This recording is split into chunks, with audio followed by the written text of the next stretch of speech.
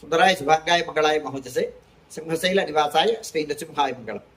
శ్రీ శ్రీ శ్రీ వరాహలక్ష్మి నృసింహస్వామి వారి పాదఛాయలో వేయించేస్తున్నటువంటి గ్రామదేవత పైడితల్లి అమ్మవారి పండగ మహోత్సవం 18 జూన్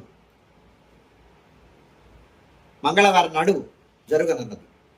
ఈ సందర్భంగా అనుచానమైన సంప్రదాయాన్ని అనుసరించి ఈనాడు సాయంత్రం 6 గంటల వరకు మాత్రమే భక్తుల యొక్క దర్శనములు లభిస్తాయి.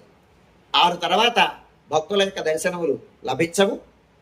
6 గంటలకు దర్శనములు నిలుపుదల చేసిన తర్వాత ఆ ప్రధానాలయంలో ఆగ్నేయంలో ఉండేటువంటి లక్ష్మీనారాయణ స్వామి వారి వార్షిక తిరుకల్యాణ మహోత్సవం జరుగుతుంది. అదైన తర్వాత రాత్రి ఆరాధన జరుగుతుంది. రాత్రి ఆరాధన పూర్తయిన తర్వాత ఏకాంత సేవ కవాట బంధనంతో ఈనాటి కార్యక్రమం సుసంపన్నమవుతుంది.